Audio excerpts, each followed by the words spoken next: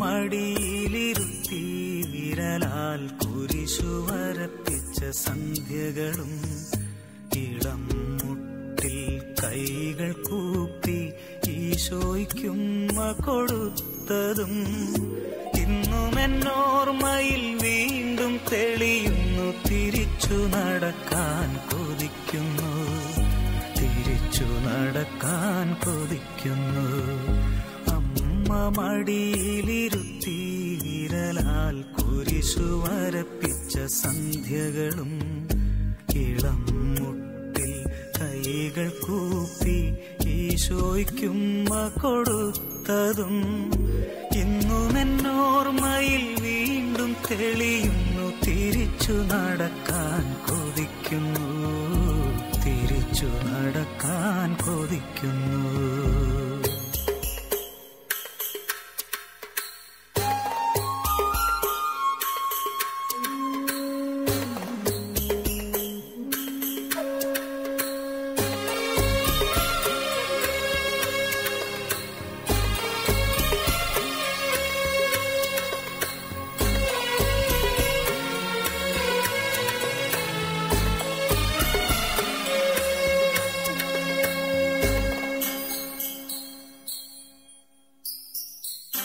തൂവെള്ള വസ്ത്രവും മുടിയും ചാർത്തി പുലരിതൻ പൂക്കളും കൈകളിലേന്തി.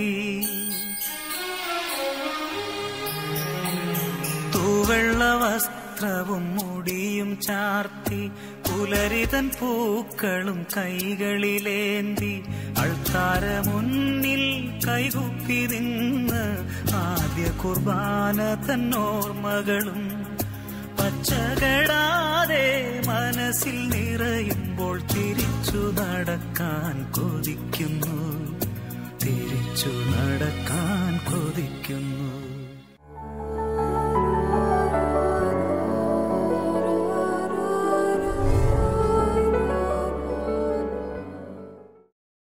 ഈശോയിൽ ഏറെ സ്നേഹമുള്ളവരെ, മദർ ഹോം ധ്യാനകേന്ദ്രത്തിൻ്റെ വചന ശുശ്രൂഷയിലേക്ക് എല്ലാവരെയും ഏറെ സ്നേഹത്തോടെ സ്വാഗതം ചെയ്യുന്നു. കർത്താവിൻ്റെ തിരുസന്നിധിയിലിരുന്ന് അവിടുത്തെ വചനം ശ്രവിക്കുകയും ധ്യാനിക്കുകയും പഠിക്കുകയും ചെയ്യുന്നത് ഏറ്റവും ഭാഗ്യപ്പെട്ട കാര്യമാണ് എന്ന് കർത്താവ് തന്നെ തിരുവചനത്തിലൂടെ ഓർമ്മപ്പെടുത്തിയിട്ടുണ്ടല്ലോ. അതുകൊണ്ട് അല്പസമയം കർത്താവിൻ്റെ സന്നിധിയിൽ തന്നെ നമുക്ക് ശാന്തമായിട്ടിരിക്കാം. ഈ ലോകത്തിൻ്റെ എല്ലാ വ്യഗ്രതകളിൽ നിന്നും മാറിയാണ് നമ്മളുള്ളത്. പ്രഭാതം മുതൽ പ്രദോഷം വരെ ഒത്തിരി അധ്വാനിച്ച പല കാര്യങ്ങളിൽ പഞ്ചേന്ദ്രിയങ്ങളൊക്കെ ഈ ലോകത്തിൻ്റെതായ കാര്യങ്ങളിലേക്കാണ് ഈ സമയങ്ങൾ മുഴുവൻ നമ്മൾ ചെലവിട്ടിരുന്നത്. ഇനിയുള്ള സമയം അല്പസമയം കർത്താവിൻ്റെ തിരുവചനത്തിന് വേണ്ടി നമ്മളെ തന്നെ സമർപ്പിച്ച് നമുക്ക് വിശുദ്ധീകരിക്കപ്പെടുവാനായിട്ടും ഹൃദയത്തിലേക്ക് കൃപ നിറയ്ക്കുവാനായിട്ട് നമുക്ക് പരിശ്രമിക്കാം. പ്രാർത്ഥനയോടുകൂടി ഈ തിരുവചന ഭാഗത്തെ നമുക്ക് ധ്യാനിക്കാം. ഇന്ന് നിങ്ങളുടെ മുമ്പിൽ അവതരിപ്പിക്കാൻ ആഗ്രഹിക്കുന്ന തിരുവചന ഭാഗം വിശുദ്ധ ലൂക്കായുടെ സുവിശേഷം 19-ാം അധ്യായത്തിൻ്റെ 1 മുതൽ 10 വരെയുള്ള തിരുവചനങ്ങളാണ്. അത് സത്യമായും സക്കേവൂസിനെ കുറിച്ച് പറയുന്നതാണ്. വിശ്വപ്രസിദ്ധമാണ് കർത്താവ് പറയുന്ന സക്കേവൂസിൻ്റെ കഥ. നിരവധി പ്രാവശ്യം പ്രാർത്ഥിക്കുകയും ധ്യാനിക്കുകയും പഠിക്കുകയും ചെയ്തിരിക്കുന്ന സുവിശേഷ ഭാഗമാണിത്. പക്ഷെ നിങ്ങൾ ചിന്തിക്കാത്ത ചില സന്ദേശങ്ങളിലൂടെ നിങ്ങളെ കൂട്ടിക്കൊണ്ടുപോകുവാനായിട്ടാണ് ഈ സന്ധ്യാവേളയിൽ അച്ഛൻ ആഗ്രഹിക്കുക. വിശ്വപ്രസിദ്ധമായ ഈ കഥയിൽ കർത്താവ് അവതരിപ്പിക്കുമ്പോൾ 10 വാക്യങ്ങളാണുള്ളത്. 1 മുതൽ 10 വരെയുള്ള വാക്യങ്ങൾ. ലൂക്കാ സുവിശേഷകൻ വളരെ മെറ്റിക്കുലസ് ആണ്. കൊച്ചു കാര്യങ്ങളിൽ അർത്ഥപ്രപഞ്ചത്തെ നിറച്ചു വയ്ക്കുവാനായിട്ട് പ്രത്യേക സിദ്ധി ലൂക്കാ സുവിശേഷകനുണ്ട്. ചെറിയൊരു വാക്കിൽ ഒരു വ്യക്തിയുടെ എല്ലാ പ്രഭാവങ്ങളും ഒരു വ്യക്തിയുടെ എല്ലാ കുറവുകളും വളരെ രസകരമായി അവതരിപ്പിക്കാനായിട്ടുള്ള ഒരു സ്വർഗീയ സിദ്ധിയാണ് ലൂക്കാ സുവിശേഷകനുള്ളത്. ഈ 10 വാക്യങ്ങൾ അവതരിപ്പിക്കുമ്പോൾ നമ്മൾ കാണാത്ത ചില അർത്ഥപ്രപഞ്ചം അതിലുണ്ട്. ഏറ്റവും പ്രധാനമായി 10 വാക്യങ്ങളും ഒന്നിനോടൊന്ന് ചേർത്ത് വെച്ചിരിക്കുന്നു എന്നതാണ്. നമുക്കറിയാം, ആത്മീയ ഗുരുക്കന്മാരും ബൈബിൾ പണ്ഡിതരും നമ്മളെ പഠിപ്പിക്കുന്ന ഒരു കാര്യം, സുവിശേഷത്തിലെ എല്ലാ പുസ്തകങ്ങളും പരസ്പരം ബന്ധപ്പെട്ടിരിക്കുന്നു എന്നും സുവിശേഷത്തിലെ എല്ലാ വചനങ്ങളും പരസ്പരം ബന്ധപ്പെട്ടിരിക്കുന്നു എന്ന സത്യമാണ്. യെശയ്യാ 34:16 പറയുന്നു, കർത്താവിൻ്റെ ഗ്രന്ഥത്തിൽ കണ്ടുപിടിച്ചു വായിക്കുക, ഇവയിലൊന്നും കാണാതിരിക്കുകയില്ല, ഒന്നിനും ഇണയില്ലാതിരിക്കുകയില്ല. എന്നാൽ കർത്താവിൻ്റെ അധരങ്ങൾ കൽപ്പിക്കുകയും അവിടുത്തെ ആത്മാവ് അവയെ ഒരുമിച്ച് കൂട്ടുകയും ചെയ്തിരിക്കുന്നു. കർത്താവിൻ്റെ ഗ്രന്ഥത്തിൽ കണ്ടുപിടിച്ച് വായിക്കുക എന്ന് പറയുമ്പോൾ കർത്താവിൻ്റെ ഗ്രന്ഥം സുവിശേഷമാണ്. അത് കണ്ടുപിടിച്ച് വായിക്കുക. ഇവയിലൊന്നും കാണാതിരിക്കുകയില്ല എന്ന് പറയുമ്പോൾ അതിലുണ്ട്. ഒന്നിനും ഇണയില്ലാതിരിക്കുകയില്ല എന്നാണ് പറയുക. ഒന്നിനും ഇണയില്ലാതിരിക്കുക എന്ന് പറഞ്ഞാൽ എല്ലാ വചനങ്ങൾക്കും ഇണവചനങ്ങളുണ്ട്, എല്ലാ വചനങ്ങളും ചേർച്ചാ വചനങ്ങളുണ്ട്, എല്ലാ വചനത്തിനും വ്യാഖ്യാന വചനങ്ങളുണ്ട്, തുടർവചനങ്ങളുണ്ട്, പ്രാരംഭ വചനങ്ങളുണ്ട്. അതുകൊണ്ട് തന്നെ ബൈബിളിലുള്ള 35,000-ലധികം തിരുവചനങ്ങളും പരസ്പരം ബന്ധപ്പെട്ടിരിക്കുന്നു. അതിൻ്റെ ഏറ്റവും വലിയൊരു മകുട ഉദാഹരണമാണ് ഈ ലൂക്കാസ് വിശേഷത്തിൻ്റെ 19-ാം അധ്യായത്തിൻ്റെ 1 മുതൽ 10 വരെയുള്ള വാക്യങ്ങൾ. നമുക്ക് അത് ഓരോന്നിടത്ത് വിശദമായി ധ്യാനിക്കാൻ സമയമില്ലാത്തത് കൊണ്ട് അതിനെക്കുറിച്ച് മൊത്തത്തിൽ അച്ഛൻ ഒരു വാക്ക് പറഞ്ഞു പോകാൻ ആഗ്രഹിക്കുന്നു. 1-ാം വചനം ഇങ്ങനെയാണ്: യേശു ജെറീക്കോയിൽ പ്രവേശിച്ച് അതിലൂടെ കടന്നു പോവുകയായിരുന്നു. അതാണ് 1-ാമത്തെ വചനം. ഈ 19-ാം അധ്യായത്തിൻ്റെ 1-ാം വചനവും 19-ാം അധ്യായത്തിൻ്റെ 10-ാം വചനവും തമ്മിൽ ബന്ധിപ്പിച്ചു വച്ചിരിക്കുകയാണ്. അതിന് തുടർച്ച കാണുന്നത് ഈ 1-ാം വചനത്തിൻ്റെ ചേർച്ചാ വചനവും കാണുന്നത് 10-ാം വാക്യത്തിലാണ്. 10-ാം വാക്യം ഇങ്ങനെയാണ്: നഷ്ടപ്പെട്ടു പോയതിനെ കണ്ടെത്തി രക്ഷിക്കാനാണ് മനുഷ്യപുത്രൻ വന്നിരിക്കുന്നത്. യേശു എന്തിനാണ് ഭൂമുഖത്ത് വന്നത്? യേശു എന്തിനാണ് ജെറീക്കോയിൽ പ്രവേശിച്ചത്? യേശു എന്തിനാണ് ജെറുസലേമിലൂടെ കടന്നുപോയത്? ഉത്തരം ഒന്നേ ഉള്ളൂ: നഷ്ടപ്പെട്ടു പോയതിനെ രക്ഷിക്കുവാൻ. അതുകൊണ്ട് 1-ാമത്തെ വചനവും 10-ാമത്തെ വചനവും ചേർത്ത് വെച്ചു. ഇനി 2-ാമത്തെ വചനം ഇങ്ങനെയാണ്: അവിടെ സക്കേവൂസ് എന്ന പേരായ ഒരാളുണ്ടായിരുന്നു. അവൻ ചുങ്കക്കാർ പ്രധാനനും ധനികനുമായിരുന്നു. അത് സക്കേവൂസിൻ്റെ കുറവാണ് അവതരിപ്പിക്കുക. സക്കേവൂസ് കുറവുള്ളവനാണ്. ഏറ്റവും പ്രധാനപ്പെട്ട കുറവ് ചുങ്കക്കാരാണ്. അതിൻ്റെ പ്രധാനപ്പെട്ട വ്യക്തിയാണ്. ചുങ്കക്കാരുടെ അധിപനാണ്. അതുകൊണ്ട് തന്നെ പൊതുസമൂഹത്തിൽ നിന്ന് ഒത്തിരിയേറെ അമർഷവും എതിർപ്പും അസ്വസ്ഥതയും സക്കേവൂസിന് ലഭിച്ചിരുന്നു. അതുകൊണ്ട് തന്നെയാണ് കർത്താവിനെ കാണാനായിട്ട് ജനക്കൂട്ടത്തിൻ്റെ ഇടയിൽ നിൽക്കാൻ താല്പര്യമില്ലാതെ വന്നതിന് പൊക്കക്കുറവ് കാരണം മാത്രമല്ല, ജനത്തിൻ്റെ ഇടയ്ക്ക് നിൽക്കാൻ പറ്റാത്തൊരവസ്ഥ കൂടി സക്കേവൂസിനുണ്ട്. അതുകൊണ്ട് സക്കേവൂസിന് കുറവാണ് 2-ാമത്തെ വചനം പറയുക. അതിൻ്റെ ചേർച്ചാ വചനം അല്ലെ അതിൻ്റെ ഇണവചനം അല്ലെ അതിൻ്റെ തുടർച്ചാ വചനം കാണുന്നത് 9-ാം വാക്യമാണ്. 9-ാം വാക്യം എന്താ? ഇവനും അബ്രാഹത്തിൻ്റെ പുത്രനാണ്. അബ്രാഹം വിശ്വാസിയുടെ പിതാവാണ്. അബ്രാഹത്തിൻ്റെ പുത്രൻ എന്ന് പറഞ്ഞാൽ വിശ്വാസിയാണ്. അതുകൊണ്ട് തന്നെ ഒരു വിശ്വാസിയും ഒരുവനും നഷ്ടപ്പെട്ടു പോകാനായിട്ട് ദൈവം ആഗ്രഹിക്കുന്നില്ല. അതുകൊണ്ട് തന്നെ അവനെ രക്ഷിക്കണം, സക്കേവൂസിനെ രക്ഷിക്കണം.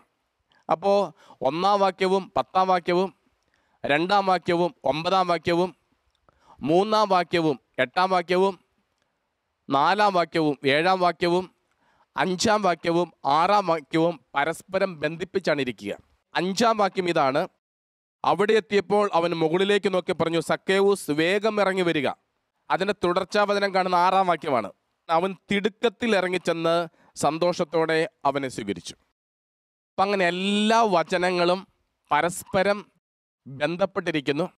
ഈ 10 വാക്യങ്ങളിൽ ഏറ്റവും പ്രധാനപ്പെട്ട വാക്യം ഏതാണ് എന്ന് ഞാൻ നിങ്ങളോട് ചോദിച്ചാൽ എന്തുത്തരം പറയും എന്ന് എനിക്കറിയാൻ പാടില്ല.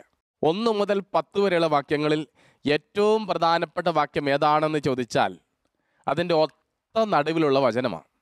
ഒത്ത നടുവിലുള്ള വചനം 5-ാം വാക്യത്തിൻ്റെ അവസാനവും 6-ാം വാക്യത്തിൻ്റെ പ്രാരംഭവുമാണ്. അത് ഇന്ന് എനിക്ക് നിൻ്റെ വീട്ടിൽ താമസിക്കേണ്ടിയിരിക്കുന്നു. ഇന്ന് എനിക്ക് നിൻ്റെ വീട്ടിൽ താമസിക്കേണ്ടിയിരിക്കുന്നു.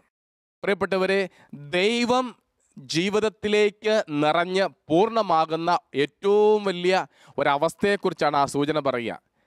നിൻ്റെ വീട്ടിലെന്ന് പറയുന്നത് ഭവനം മാത്രമല്ല, നിൻ്റെ ഹൃദയവും നിൻ്റെ മനസ്സുമാണ്, നിൻ്റെ ശരീരവുമാണ്.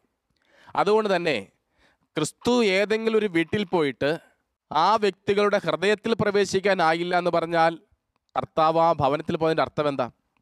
അതുകൊണ്ട് ഇന്ന് എനിക്ക് നിൻ്റെ വീട്ടിൽ താമസിക്കേണ്ടിയിരിക്കുന്നു എന്ന് പറഞ്ഞാൽ ഇന്ന് നിൻ്റെ ഹൃദയത്തിലേക്ക് ഞാൻ പ്രവേശിക്കുന്നു, നിന്നെ ഞാൻ സ്വന്തമാക്കാൻ പോകുന്നു എന്നാണ് അർത്ഥം. എൻ്റെ പ്രിയപ്പെട്ടവരെ, ക്രിസ്തു ഒരു വ്യക്തിയിൽ പ്രവേശിക്കുന്നു അല്ലെ ക്രിസ്തു ഒരു വ്യക്തിയെ സ്വന്തമാക്കുക എന്ന് പറഞ്ഞാൽ അർത്ഥം എന്താ? ക്രിസ്തുവിൻ്റെ എല്ലാ സ്വഭാവ വിശേഷതകളും ആ വ്യക്തിയിലേക്ക് ഉൾച്ചേരുക എന്നതാണ് അർത്ഥം. അതാണ് പരിശുദ്ധാത്മാവിനാൽ നിറയുക എന്ന് പറയുന്നതും അതുതന്നെയാണ്. നമുക്കറിയാം, വരദാന ഫലങ്ങളാണ് ഒരു വ്യക്തിയിൽ പരിശുദ്ധാത്മാവ് വന്ന് നിറയുമ്പോൾ ലഭിക്കുക. ദാനങ്ങൾ 7 ജ്ഞാനം, ബുദ്ധി, ആലോചന, ആത്മശക്തി, അറിവ്, ഭക്തി, ദൈവഭയം. ഈ ദാനങ്ങൾ 7 ക്രിസ്തുവിൽ വിളങ്ങിയ ഗുണഗണങ്ങളാണ്. ഫലങ്ങൾ 12 സ്നേഹം, ആനന്ദം, സമാധാനം, ദയ, ക്ഷമ, നന്മ, വിശ്വസ്തത, സൗമ്യത, ആത്മസംയമനം, അങ്ങനെ 12 ഫലങ്ങൾ. ഈ 12 ഫലങ്ങൾ ക്രിസ്തുവിൽ വിളങ്ങിയ സ്വഭാവ വിശേഷതകളാണ്. വീണ്ടും വരങ്ങളുണ്ട്. ഭാഷാവരം, അത്ഭുത പ്രവർത്തന വരം, രോഗശാന്തി വരം, ജ്ഞാനത്തിൻ്റെ വരം, ആത്മാക്കളെ തിരിച്ചറിയാനുള്ള വരം, അങ്ങനെ വരങ്ങളെല്ലാം. ആ വരങ്ങളെല്ലാം ക്രിസ്തുവിൽ വിളങ്ങിയ ശക്തിയാണ്. അതുകൊണ്ട് പരിശുദ്ധാത്മാവിനാൽ ഒരു വ്യക്തി നിറയുക എന്ന് പറഞ്ഞാൽ ക്രിസ്തുവിനാൽ നിറയാന്നർത്ഥം. അങ്ങനെ പരിശുദ്ധാത്മാവിനാലും ക്രിസ്തുവിലും നിറയുക എന്ന് പറഞ്ഞു കഴിഞ്ഞാൽ ക്രിസ്തുവിൻ്റെ എല്ലാ സ്വഭാവ വിശേഷതകളും ആ വ്യക്തിയിൽ ഉൾച്ചേരുക എന്നാണ് അർത്ഥം. നിന്റെ ഭവനത്തിൽ ഞാൻ താമസിക്കാൻ വരുന്നു എന്ന് പറഞ്ഞാൽ നിന്റെ ജീവിതത്തിലേക്ക് ഞാൻ കടന്നു വന്ന് നിന്നിൽ ഉൾച്ചേരാൻ പോകുന്നു എന്നാണ് അർത്ഥം. അത് പിന്നീട് നമ്മൾ കാണുന്നുണ്ട്. സക്കേവൂസിനെ കർത്താവ് പരിപൂർണമായി സ്വന്തമാക്കുന്നു. അങ്ങനെ സക്കേവൂസ് പരിപൂർണമായി ക്രിസ്തുവിന് വിട്ടുകൊടുക്കുന്നത് നമ്മൾ കാണുകയാണ്. 19-ാം അധ്യായത്തിൻ്റെ 7-ാം വാക്യവും 8-ാം വാക്യവും ശ്രദ്ധയോടെ വായിച്ചാൽ ഒരു ചേർച്ചക്കുറവ് കാണാം. 7-ാം വാക്യം ഇങ്ങനെയാണ്: ഇത് കണ്ടപ്പോൾ അവരെല്ലാവരും പിറുപിറുത്തു, ഇവൻ പാപിയുടെ വീട്ടിൽ അതിഥിയായി താമസിക്കുന്നുവല്ലോ. അങ്ങനെ സക്കേവൂസിൻ്റെ ഭവനത്തിലേക്ക് കർത്താവ് പോകുകയാണ്. 8-ാം വാക്യം ഇങ്ങനെയാണ്: സക്കേവൂസ് എഴുന്നേറ്റ് പറഞ്ഞു. അവൻ എവിടെ ഇരുന്നു എന്നതോ അതിൻ്റെ തുടർച്ചകളൊന്നും കാണുന്നില്ല. എന്ന് വെച്ചാൽ 7-ാം വാക്യത്തിനും 8-ാം വാക്യത്തിനും ഇടയിൽ കുറേ കാര്യങ്ങൾ സംഭവിച്ചിട്ടുണ്ട് എന്നതാണ് അതിൻ്റെ ചുരുക്കം. 7-ാം വാക്യത്തിനും 8-ാം വാക്യത്തിനും ഇടയിൽ സംഭവിച്ച കാര്യങ്ങൾ എന്താണെന്ന് അച്ഛനൊന്ന് പ്രാർത്ഥനയിൽ ഊഹിച്ച് പങ്കുവയ്ക്കാൻ ആഗ്രഹിക്കുകയാണ്. ഇവിടെ കർത്താവ് പഠിപ്പിക്കുന്ന വളരെ മനോഹരമായ ഒരു പാഠമുണ്ട്. ദൈവത്തെ കാണാൻ മരത്തിൻ്റെ മുകളിലേക്ക് കയറുകയാണ് സക്കേവൂസ്. തമ്പുരാൻ പഠിപ്പിച്ചു, ദൈവത്തെ കാണാൻ ഉയരങ്ങളിലേക്ക് കയറുകയല്ല വേണ്ടത്, താഴേക്ക് ഇറങ്ങണം എന്നാണ് കർത്താവ് പഠിപ്പിക്കുന്നത്. ദൈവദർശനം താഴ്വാരത്ത് നിന്നാണ് സാധ്യമാവുക. ഇവിടെ എളിമയുടെ ഏറ്റവും വലിയൊരു പാഠം പഠിപ്പിക്കുകയാണ്. ക്രിസ്തു ഹൃദയം സ്വന്തമാക്കാൻ, ക്രിസ്തു ജീവിതം സ്വന്തമാക്കുവാൻ പരിപൂർണമായി എളിമപ്പെടണം. അതുകൊണ്ടാണ് ക്രിസ്തു അപ്പമായി ഈ ലോകത്ത് നിറയാൻ ആഗ്രഹിച്ചപ്പോൾ, വ്യക്തി ജീവിതത്തിലേക്ക് വരാൻ ആഗ്രഹിച്ചപ്പോൾ അവൻ ആദ്യം ചെയ്തത് താലത്തിൽ വെള്ളമെടുത്തു, വെൺകച്ച അരയിൽ ചുറ്റി, മിശിഹാതൻ ശിഷ്യന്മാരുടെ പാദങ്ങൾ കഴുകി. എന്നിട്ട് പറഞ്ഞു, നിങ്ങൾ ഒന്നാമനാകാൻ ആഗ്രഹിക്കുന്നവൻ ശുശ്രൂഷകനാകണം. ആകാശത്തോളം ഉയരാൻ ആഗ്രഹിക്കുന്നവൻ ഭൂമിയോളം താഴണം. അതുകൊണ്ട് എവിടെ പുണ്യം വളരണോ, എവിടെ അഭിഷേകം നിറയണോ, അതിൻ്റെ എല്ലാം അടിത്തറ, അടിസ്ഥാനം എളിമപ്പെടലാണ്. മരങ്ങൾ ചായുന്നു ഫലാഗമത്താൽ എന്ന് കവി പാടുമല്ലോ. അതുകൊണ്ട് താഴ്ന്ന നിലത്തെ നീരോടു എന്ന് നമ്മൾ കേട്ടിട്ടുണ്ടല്ലോ. അതുകൊണ്ട് ക്രിസ്തു ദർശനം സാധ്യമാകുവാൻ എളിമയിലേക്ക് താഴ്ന്നിറങ്ങുക. അങ്ങനെ അവനെ താഴ്ത്തി, സക്കേവൂസിനെ ഭൂമുഖത്ത് നിർത്തി. എന്നിട്ട് അവനോട് പറഞ്ഞു, ഇന്ന് എനിക്ക് നിൻ്റെ വീട്ടിൽ താമസിക്കേണ്ടിയിരിക്കുന്നു. സക്കേവൂസ് കർത്താവിനെ ഭവനത്തിലേക്ക് കൂട്ടിക്കൊണ്ടുപോവുകയാണ്. ആചാരവിധിപ്രകാരം ഗുരു ഒരു ഭവനത്തിലേക്ക് വരുമ്പോൾ ചെയ്യേണ്ട ശുശ്രൂഷകളെല്ലാം പരിപൂർണമായി ചെയ്തു. പാദങ്ങൾ കഴുകി, സ്നേഹചുംബനം കൊടുത്തു. എന്നിട്ട് ഭവനത്തിലേക്ക് പ്രവേശിപ്പിച്ചു. സദ്യ വിളമ്പി. പ്രിയപ്പെട്ടവരെ, യഹൂദ പാരമ്പര്യമനുസരിച്ച് ഒരു ഗുരു ഒരു വീട്ടിൽ വിരുന്നിനെത്തിയാൽ ക്ഷണിക്കാതെ തന്നെ ആർക്കും വന്നു ചേരാം. എത്രയോ പേർക്ക് വന്നു ചേരാം. പക്ഷേ വരുന്നവർക്കെല്ലാവർക്കും ഗുരുവിനോട് ഒരു സംശയം ചോദിച്ച് ഉത്തരം തേടാൻ ഉണ്ടായിരിക്കണം. അതുകൊണ്ട് ഒരു സംശയമില്ലാത്ത വ്യക്തിയും എന്തെങ്കിലുമൊക്കെ സംശയമുണ്ടാക്കി ഭക്ഷണം കഴിക്കാനായിട്ട് വന്നു ചേരുക പതിവാണ്. അതുകൊണ്ട് തന്നെ ധാരാളം പേര് എത്തിച്ചേരും. അതനുസരിച്ചാണ് സദ്യ ക്രമീകരിക്കുക. അങ്ങനെ പന്തിയിലിരുന്നു, എല്ലാവരും ഇരുന്നു, കർത്താവും ഇരുന്നു. സദ്യ വിളമ്പി. പക്ഷെ ആരും ഭക്ഷിക്കാൻ ആരംഭിച്ചില്ല. കാരണം പറയാവോ? കാരണം ഇതാണ്: ഗുരു കഴിക്കാൻ തുടങ്ങിയിട്ടില്ല. ഗുരു കഴിക്കാൻ തുടങ്ങിയാലേ ബാക്കിയുള്ളവർ കഴിക്കാൻ പാടുള്ളല്ലോ. ഉയർന്ന ഒരു വ്യക്തിയോടൊത്ത് നമ്മൾ ഭക്ഷണത്തിനിരിക്കുമ്പോൾ നമ്മുടെ മുമ്പിൽ വിഭവങ്ങളൊക്കെ വിളമ്പിയെത്തി. ശരി തന്നെ. പക്ഷേ ആ വ്യക്തി ഭക്ഷിച്ചു തുടങ്ങുമ്പോഴാണ് നമ്മൾ ഭക്ഷിക്കാൻ തുടങ്ങാൻ പാടുള്ളൂ. അതാണ് ആതിഥ്യമര്യാദ. ഗുരു കഴിക്കുന്നില്ല, അതുകൊണ്ട് ആരും കഴിച്ചു തുടങ്ങിയിട്ടില്ല. എല്ലാ വിഭവങ്ങളും ചേരുവക പൂർണ്ണമായി ചേർത്ത് വിളമ്പിയിട്ടുണ്ട്. ഒരു വിഭവവും വിളമ്പാതിരുന്നിട്ടില്ല. അതിൻ്റെ മുറയ്ക്കാണ് എല്ലാം വിളമ്പിയിരിക്കുന്നത്. അതുകൊണ്ട് കുറവുകളൊന്നും പന്തിയിലില്ല, കുറവുകളൊന്നും പന്തിയിൽ കാണുന്നില്ല. പക്ഷേ ഗുരു കഴിക്കുന്നില്ല, അതുകൊണ്ട് ആരും കഴിക്കുന്നില്ല. എന്താണ് കുറവ് എന്ന് മനസ്സിലാക്കുക എളുപ്പമല്ല. സ്വന്തം കുറവുകളെ മനസ്സിലാക്കാനായിട്ട് ഇന്ന് ആരും തന്നെ ശ്രമിക്കാറില്ല. ഇതരൻ്റെ കുറവുകൾ പെട്ടെന്ന് കണ്ടെത്താൻ സാധിക്കുന്നു. സ്വന്തം കുറവുകളെ കണ്ടെത്തുക എന്നത് വലിയൊരു മഹത്വമാണ്. കാരണം അവനെക്കുറിച്ചുള്ള തിരിച്ചറിവിൻ്റെ ആഴത്തിലേക്ക് അവൻ എത്തുക. അത് അവൻ്റെ വിജയത്തിൻ്റെ ആദ്യത്തെ സ്റ്റെപ്പാണ്. കുറവുകൾ നോക്കി സക്കേവൂസ് കണ്ടെത്തിയില്ല. അവസാനം പ്രാർത്ഥനാ നിർഭരമായി അവൻ ആലോചിച്ചു, എവിടാണ് ഒരു കുറവ് വന്നത്? വിളമ്പിൽ കുറവ് വന്നോ? സ്വീകരിച്ചപ്പോൾ എന്തെങ്കിലും സ്വീകരണ മേഖലയിൽ കുറവ് സംഭവിച്ചോ? കുറവുകളൊന്നുമില്ല. കാണാത്ത കുറവ് തേടി അവൻ ശ്രദ്ധിച്ചപ്പോൾ അവന് മനസ്സിലായി, പ്രധാനപ്പെട്ട വിഭവങ്ങൾ വിളമ്പിയിട്ടില്ല. അതുകൊണ്ട് സക്കേവൂസ് ഗുരുവിനോട് പറഞ്ഞു, നാഥാ, ഞാൻ സദ്യ വിളമ്പി, പക്ഷേ പ്രധാനപ്പെട്ട വിഭവങ്ങൾ വിളമ്പാൻ മറന്നു. അവ വിളമ്പുകയാണ്. എൻ്റെ സ്വത്തിൻ്റെ പകുതി വിളമ്പി ഞാൻ പാവപ്പെട്ടവർക്ക് കൊടുക്കുന്നു. ആരുടെയെങ്കിലും വക വഞ്ചിച്ചെടുത്തിട്ടുണ്ടെങ്കിൽ 4 ഇരട്ടിയായി അത് തിരികെ കൊടുക്കുന്നു. അപ്പോൾ ഗുരു പറഞ്ഞു, സക്കേവൂസേ, ആ മോരിങ്ങോട്ടെടുത്തേ. സക്കേവൂസ് മോരെടുത്തു കൊടുത്തു. കർത്താവ് ഒഴിച്ചു, കുഴച്ചു, കഴിച്ചു. അന്ന് മോരുണ്ടായിരുന്നോ എന്ന് എന്നോട് ചോദിക്കരുത്, എനിക്കറിയില്ല. ചോറാണോ കഴിച്ചതെന്നും അച്ഛനോട് ചോദിക്കരുത്, അച്ഛനറിയില്ല. പക്ഷേ അറിയാവുന്ന ഒരു കാര്യം, ആ സക്കേവൂസും ഭവനവും രക്ഷപ്പെട്ടു എന്ന് അച്ഛനറിയാം. എന്തുകൊണ്ട്? പെട്ടെന്ന് ഞാൻ ചിന്തിച്ചപ്പോൾ എനിക്ക് കാര്യം മനസ്സിലായി. കർത്താവ് പറഞ്ഞു, ഇന്ന് ഈ ഭവനത്തിന് രക്ഷ ലഭിച്ചിരിക്കുന്നു. എങ്ങനെയാണ് രക്ഷ ലഭിച്ചത്? അതുവരെ രക്ഷയിലായിരുന്നില്ല. അച്ഛൻ ചിന്തിച്ചു, എങ്ങനെയാണ് ക്രിസ്തു പറയുന്നു ഇന്ന് ഈ ഭവനത്തിന് രക്ഷ ലഭിച്ചിരിക്കുന്നു? ഈ രക്ഷയ്ക്ക് കാരണമെന്ത് എന്ന് ഞാൻ ചിന്തിച്ചപ്പോൾ കാര്യം മനസ്സിലായി. എന്താ? സ്വത്തിൻ്റെ പകുതി പാവങ്ങൾക്ക് കൊടുത്തു. അപ്പോൾ അവൻ ഇല്ലായ്മയിൽ കഷ്ടപ്പെടുന്ന വ്യക്തികളെ സഹായിക്കുവാൻ അവൻ്റെ മനസ്സ് പുണ്യപ്പെട്ടു. അവൻ ശേഖരിച്ചു വെച്ചതിൻ്റെ ഓഹരികളെല്ലാം ഇല്ലാത്ത കരങ്ങളിലേക്ക് പങ്കുവെച്ചു കൊടുക്കാൻ പോരുന്ന ഒരു മഹത്വം അവനിലേക്ക് വളർന്നെത്തി. രണ്ടാമത് രക്ഷയുടെ കാരണം സക്കേവൂസ് പലരിൽ നിന്നും വഞ്ചിച്ചെടുത്തതാണ്. പ്രത്യേകിച്ച് ചുങ്കക്കാർ അനർഹമായ തുക വാങ്ങിച്ചെടുക്കും.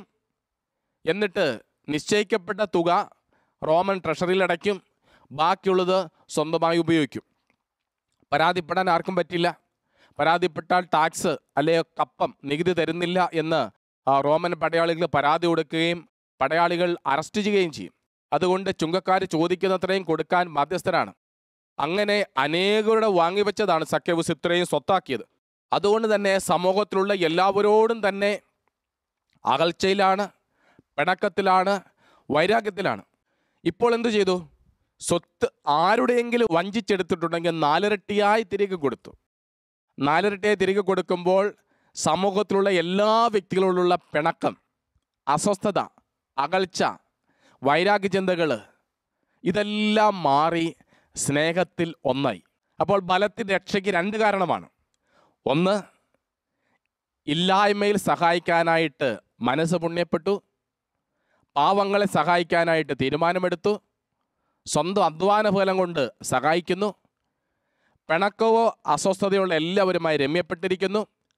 അനർഹമായി ആരുടെയെങ്കിലും വാങ്ങിച്ചെടുത്തിട്ടുണ്ടെങ്കിൽ അത് 4 ഇരട്ടിയെ തിരികെ കൊടുത്തു. അങ്ങനെ സഹോദരങ്ങളുമായും ദൈവമായും പരിപൂർണമായി ഐക്യപ്പെട്ടു. അങ്ങനെ രക്ഷാ കരഗതമായി. പ്രിയപ്പെട്ടവരെ, ഈ തിരുവചന ഭാഗം അച്ഛൻ വിശുദ്ധ കുർബാനയുടെ മുമ്പിലിരുന്നാണ് ധ്യാനിക്കുന്നത്. സക്കേവൂസ് രക്ഷപ്പെട്ടതിൻ്റെ കഥയൊക്കെ പഠിച്ച് സുവിശേഷം മടക്കി അച്ഛൻ എണീറ്റപ്പോൾ ഉള്ളു പറഞ്ഞു, ഇരിക്കവിടെ, തമ്പുരാൻ്റെ സന്നദ്ധിയിൽ ഇരിക്ക്. എന്താണ് കാരണം? നീ കാണാത്തൊരു കണക്ക് ഇതിൽ ചെയ്യാനുണ്ട്. നീ കാണാത്ത ഒരു കണക്ക് ഇത് ചെയ്യാനുണ്ട്. ഞാൻ ചിന്തിച്ച ദൈവമേ, ഈ സക്കേവൂസിൻ്റെ കഥയിൽ കാണാത്ത കണക്കേതാ? ഞാൻ ചെയ്യാൻ വിട്ടുപോയ കാണാത്ത കണക്കേതാ? ഞാനിരുന്ന് വചനം വീണ്ടും പഠിക്കാൻ തുടങ്ങി. എന്ന് പറയപ്പെട്ടവരെ, സത്യമായി ഇവിടെ കാണാത്തൊരു കണക്കുണ്ട്. സക്കേവൂസ് രക്ഷപ്പെടാനായിട്ട് പ്രധാന കാരണം അതല്ല, അതാണ് കാണാത്ത കണക്ക്. സക്കേവൂസ് രക്ഷപ്പെടാനുള്ള പ്രധാനപ്പെട്ട കാരണം ഇതാണ്. ഈ കണക്കൊന്ന് ചെയ്തു നോക്കാം. സ്വത്തിൻ്റെ പകുതി എടുത്ത് പാവങ്ങൾക്ക് കൊടുത്തു. ഇനി ശേഷിച്ചത് പകുതിയേ ഉള്ളൂ.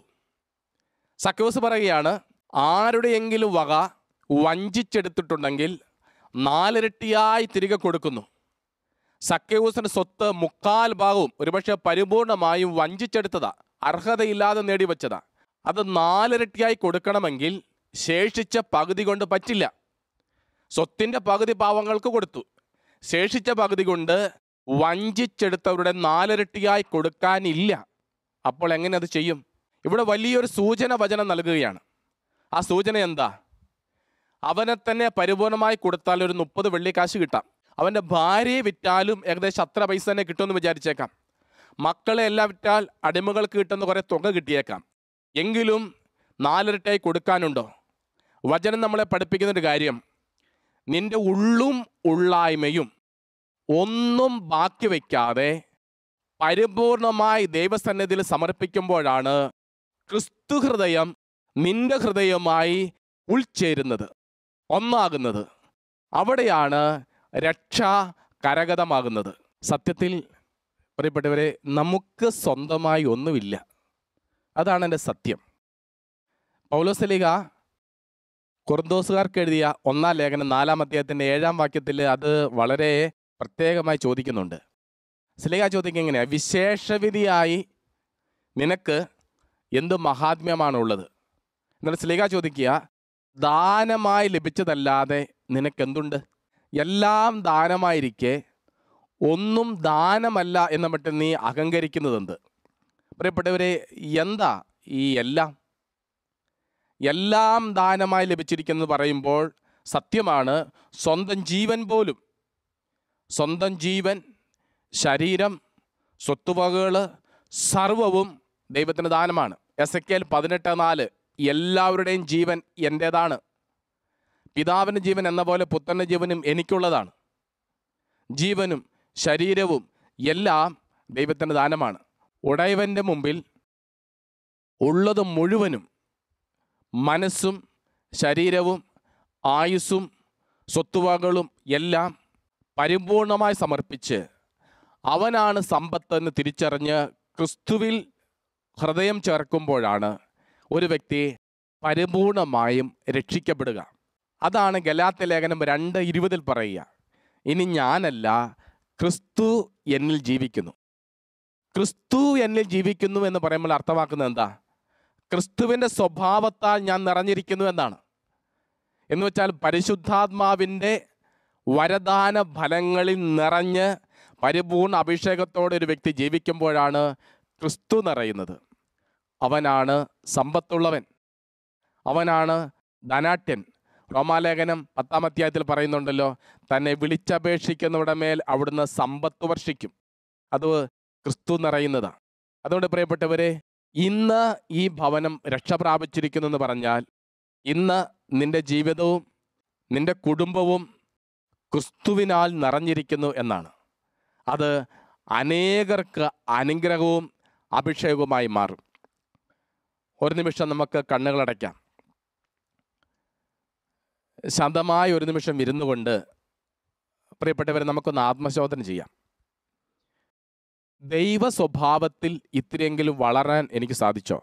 അല്പമെങ്കിലും ക്രിസ്തു സ്വഭാവത്തിൽ എനിക്ക് വളരാൻ സാധിച്ചോ? സ്നേഹമുണ്ടോ? എൻ്റെ ജീവിതത്തിൽ ആനന്ദമുണ്ടോ? സമാധാനമുണ്ടോ? ദയ, ക്ഷമ, നന്മ, വിശ്വസ്തത, സൗമ്യത, ആത്മസംയമനം, ഫലങ്ങളിലും ദാനങ്ങളും നിറഞ്ഞൊരു വ്യക്തിയാണോ ഞാൻ? പരിശുദ്ധാത്മാവിൻ്റെ നിറവിനാൽ വരദാന ഫലങ്ങളിൽ നിറഞ്ഞു ജീവിക്കുന്ന ഒരു വ്യക്തിയാണോ ഞാൻ? എങ്കിൽ നീ അനേകരുടെ സമ്പത്താണ്, സ്വർഗരാജ്യത്തിൻ്റെ സമ്പത്താണ്, ക്രിസ്തുവിൻ്റെ ഏറ്റവും പ്രിയപ്പെട്ട വ്യക്തിയാണ്, ക്രിസ്തു ഹൃദയം നിറഞ്ഞ വ്യക്തിയാണ് നീ. നിന്നിൽ ക്രിസ്തുവും ക്രിസ്തു നിന്നിലും ജീവിക്കുന്നു. അത് നമ്മുടെ കുടുംബത്തെ രക്ഷിക്കും, അനേകം കുടുംബങ്ങളെ രക്ഷിക്കും. അതിനായി നമ്മളെ തന്നെ ക്രിസ്തുവിനെ നിറയുവാൻ പരിപൂർണമായി നമുക്ക് വിട്ടുകൊടുക്കാം. ഒരു നിമിഷം പ്രാർത്ഥിക്കാം. കണ്ണുകളടച്ച് നമ്മുടെ പഞ്ചേന്ദ്രിയങ്ങളൊക്കെ യേശുമിശിഹായിലേക്ക് കേന്ദ്രീകരിച്ച് നമ്മളെ തന്നെ സമർപ്പിച്ച് പ്രാർത്ഥിക്കാം. കാരുണ്യവാനും സ്നേഹനിധിയുമായ ദൈവമേ, അവിടുത്തെ തിരുസന്നതിൽ ഞങ്ങളെ സമർപ്പിച്ച് പ്രാർത്ഥിക്കുന്നു. അവിടുത്തെ തിരുവചനത്തിൻ്റെ മഹാത്മ്യത്തെ ഞങ്ങൾ തിരിച്ചറിയുന്നു.